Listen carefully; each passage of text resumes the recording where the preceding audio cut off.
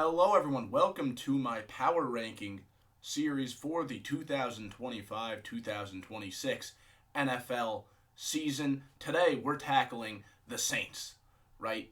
This is a team that we're going to go through the offense, the defense, and you're going to find out very quickly why they're at 32. Because the fact is, they're not loaded. They're far from it. And that starts at the quarterback position, right? Derek Carr, their quarterback from last season, retired just a couple weeks ago. Now they're in a spot where they're looking at their second round pick, Tyler Shough, and last year's rookie quarterback for them, who was fun to watch, but also very painful to watch at times, Spencer Rattler.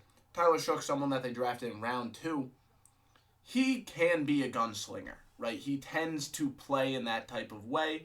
He's someone that will stand strong in the pocket, go through his reads, and even though he's a rookie, it's important to keep in mind his age. He's an older rookie. He's someone that does have a lot of experience playing football, of course not as much at the NFL level, but I think he will look fine. I think he's someone that could go out there. He might make some head-scratching decisions now and then, but for the most part, he's someone that will operate the offense. He's going to try tight windows, okay? That's something that you're going to see from both of these quarterbacks. Whether Spencer Rattler wins it or Tyler Shough, you are going to see some gunslinging quarterback play. Spencer Rattler was their quarterback last year for a large portion of the season. He was very confusing to watch throughout the year because there were some very, like I said, head-scratching plays. But you got to give him credit because he has the ability to bring energy to this team, right? And he's someone that on any given play can throw a touchdown. Because of his physical attributes and because of that gunslinging mentality, at worst, you're still going to get some exciting play from him. It should be fun to see who wins a pretty interesting quarterback battle, although I don't love either of those two names. I definitely think Shough has some potential to perform well in this league, whether that's as a backup down the line or maybe he shows us something this year. Shough is someone that, like I said, will operate in the structure of the offense. No matter who's playing, though, it's going to be some risky gunslinging quarterback play, like I said. We know what Rattler is, right? And with all these gunslinging quarterbacks, I think there's a little bit of a spectrum, right? There's playing like a chicken without a head, and then there's being a risky, no risk it, no biscuit style quarterback. That's more of the Brett Favres and Matthew Staffords. I think playing like a chicken without a head, that's more of the Spencer Rattlers of the world. Tyler Shough is somewhere on the spectrum. We're hoping he's closer to the Matthew Staffords and the Brett Favres than he is to the Spencer Rattlers of the world. The way I see it, we kind of know what Rattler is. Shough is more of a experiment that could end up anywhere on that spectrum. Maybe he is more of the Stafford caliber guys, right? Maybe he is more similar to a Brett Favre. That very well could be the case. We're hoping that that's the case. If you're a Saints fan, you're hoping for that reality. Like I keep saying, he's someone that will try and play in the structure of the offense, even if he will try the tighter windows. The issue is that the structure around him isn't great. We look at the rest of that offense, and we see not much to work with, if I'm being entirely honest. The pass-catching group is very, very disappointing in a lot of ways, right? Olave is a name that I really liked coming out of college, but he hasn't performed at some great level. In fact, I'm still struggling to evaluate him as a wide receiver 1 in the NFL at this point because he really hasn't shown the ability to, throughout a season, consistently perform like a wide receiver 1. As the wide receiver 2, you have Rashid Shaheed. He's someone who will make an explosive play every now and then, but I don't love him as the second option. And then in the slot, you have old, reliable Brandon Cooks. But the issue is that first word that I just said describing him, old, right? He's someone that you could rely on. he'll get open. He has a good feel for the game. He's a nice veteran presence. But considering that you're not getting great play from the receiver 1 spot, you're not getting great play or consistent play from the receiver 2 spot, you would like to see a more game-breaking option at the wide receiver 3 spot, whether that's from the slot or outside. You just would like to see one option that really leaves you saying, okay, that's something for our young quarterback room to rely on. If I did have to point at anything specific that makes me say, okay, I'm a rookie quarterback and I feel comfortable playing here, I would say the running game, right? Alvin Kamara, yeah, he's an older back, but he has been a little bit of an ageless wonder. He's been very capable. Even though he's been in the league for a decent amount of time, he has been performing pretty well, even in these dog days of the Saints, right? Then you have some depth there, right? You have Kendre Miller, who has not shown us too much in the NFL, but as a college prospect, he is someone that I liked. And then another prospect that I really like, someone that's going to be in their rookie year, Devin Neal, is a player that I was very entertained watching. He was one of my favorite players to watch in the class, and he's someone that I think can perform in the NFL pretty well. Maybe he takes over that RB2 spot, and if Kamara gets hurt, again, older running back, so it's always on the table. Devin Neal is someone I feel pretty good about coming in and performing, and a big reason why is because this offensive line isn't too bad, right? Fuega was really impressive in his rookie season. Eric McCoy has been a landmark for that offensive line throughout the whole season. And then you have some young pieces on the rest of that offensive line. Some guys that are kind of question marks, but a guy like Kelvin Banks, you expect him to perform for you. If anything, I see them leaning a lot on this running game. And a big reason why is because their head coach, Kellen Moore, he's going to have a lot of control over this offensive unit. And the thing about Kellen Moore, throughout his entire career, he's always been a big proponent of doing what my team does well, okay? He doesn't have one particular scheme he wants to hammer home, right? With the Chargers, he ran one thing. With the Cowboys, he ran another thing. He'll change it up based off of the talent on his roster. And that's what we're going to see the Saints do here. He's going to look at the fact that they have a physically dominant, maybe not the most refined, but physically dominant offensive line, a nice group of running backs, and he's going to lean on those guys to help that young quarterback room out. At least that's what I'm expecting. Kellen Moore, he's someone that will always take advantage of the skill sets of his players. That is what really makes his name pop off the board enough for him to be the head coach of this team. The offensive coordinator, Doug Nussmeier, but it's mainly going to be Kellen Moore's offense. The defensive coordinator will have much more freedom. That's going to be Brandon Staley for them. Kellen Moore is an offensive-minded head coach, so he's going to be looking a lot to help with that offense. The defense is entirely Brandon Staley's unit. Brandon Staley, that name might be familiar if you're familiar with his tenure with the Chargers. That didn't go too well as a head coach, but as a defensive coordinator for the Rams, he was very, very impressive. Brandon Staley is a big proponent of this 2-4 style nickel defense with 2 high safeties. That's what he likes to do. And although he has 4 linebackers on the field, those 2 outside guys, the edge rushers, might as well just be defensive ends.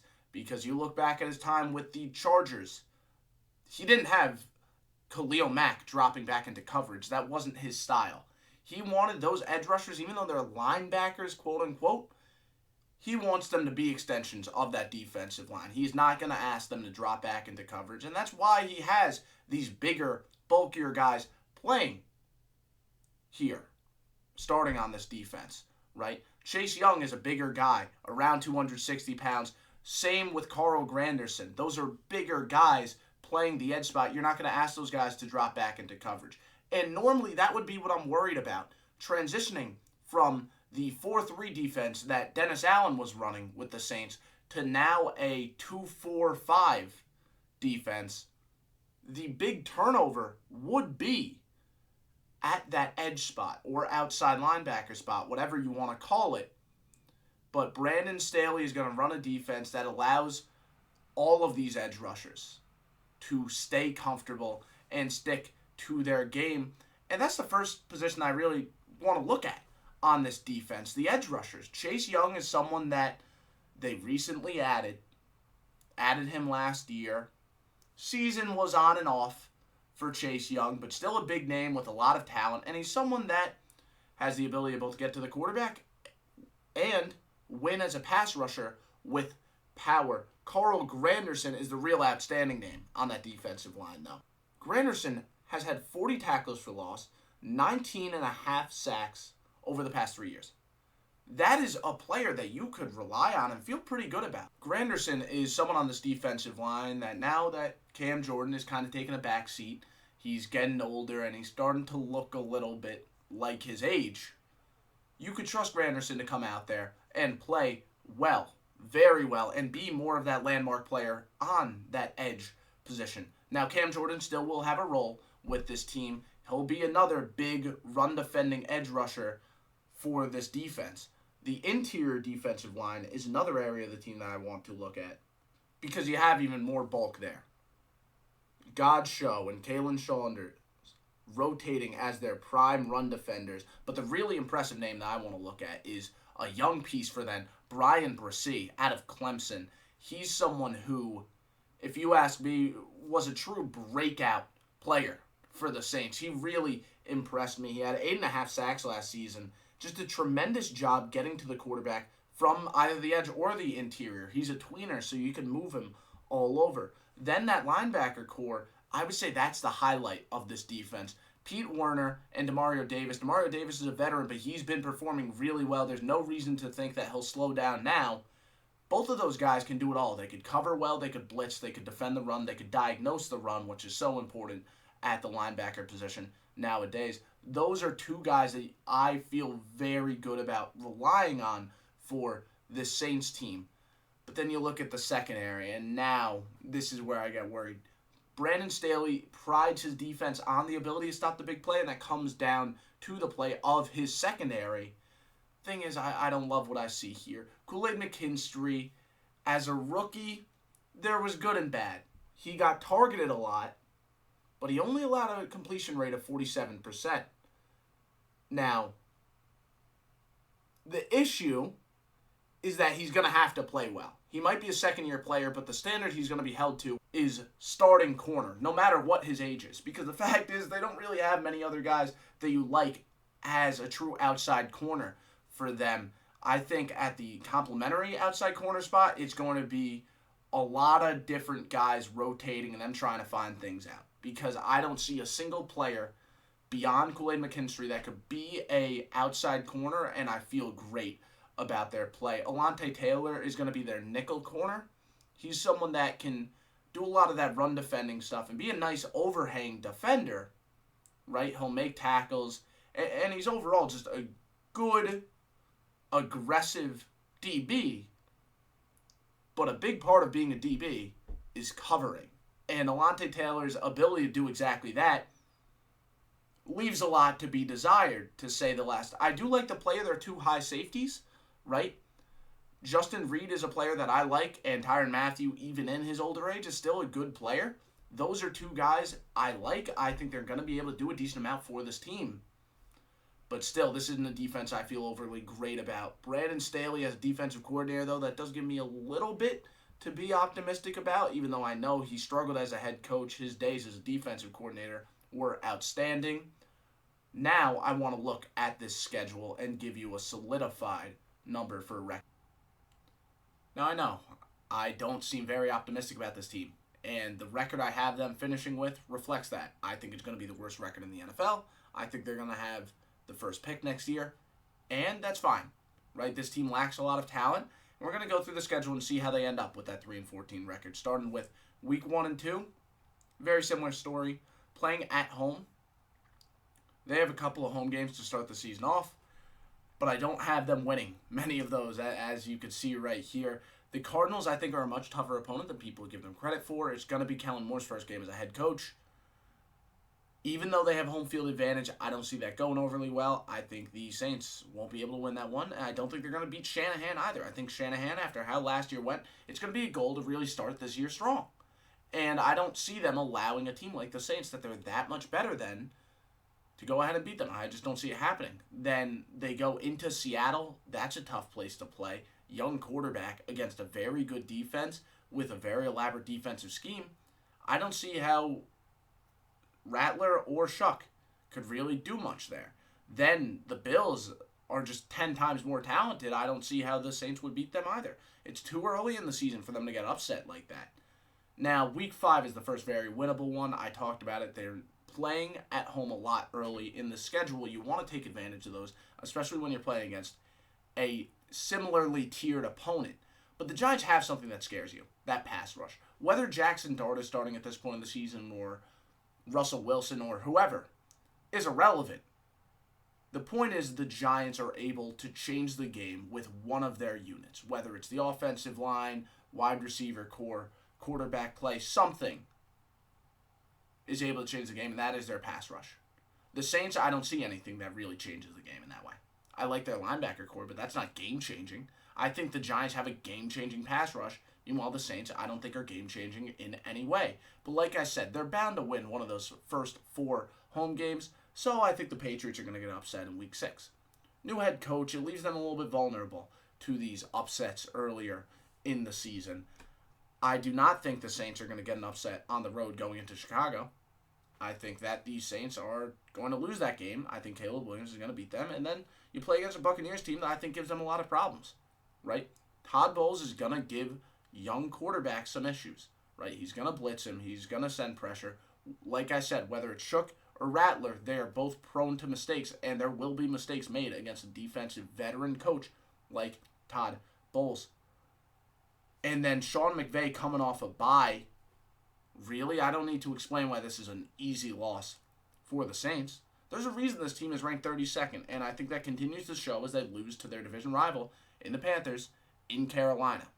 Bryce Young is a much better quarterback than the Saints have, and I think that's what this one's going to come down to. I think Bryce Young is a great quarterback. The Saints have very poor quarterback play, or at least that's what we're expecting. Now, they have a bye to really look back and say, we have one win at this point in the season. We already had 5 of our home games pass us by. We're playing against Atlanta in our own turf, right? In the Superdome. We gotta give the fans something. And I think they're going to be able to win against their division rival here. I don't think they're going to be able to win in the next week when they are the team on the other end of a well-rested, well-prepared bye week. I think the Dolphins are going to win in Week 13, and I think the Buccaneers are going to continue to beat up the Saints here. I think this beatdown is going to be even worse because this one's going to be in Tampa Bay, and then I think their other division rival in the Panthers is going to go ahead and beat them once again. So that's 2 division rivals that are 2-0 against you, and it just comes down to the fact that the Saints are a way worse team in nearly every facet. There's nothing about the Saints that I can really say is going to change much. The Panthers have a great quarterback. They're coming off a bye week here. I think they're going to beat you down, even if they're going into your turf. Good thing is, I think at the Superdome, they're going to go ahead and beat the Jets, right?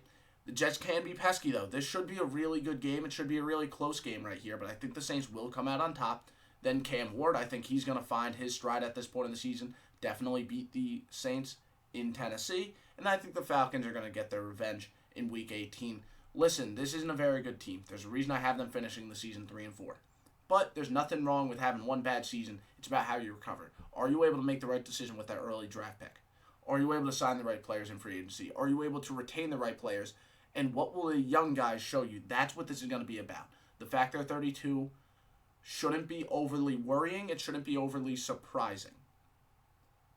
It's just about what happens down the line. What will Kellen Moore show us? What will the young guys show us? It's going to be interesting, this Saints team, even though the expectations aren't overly high.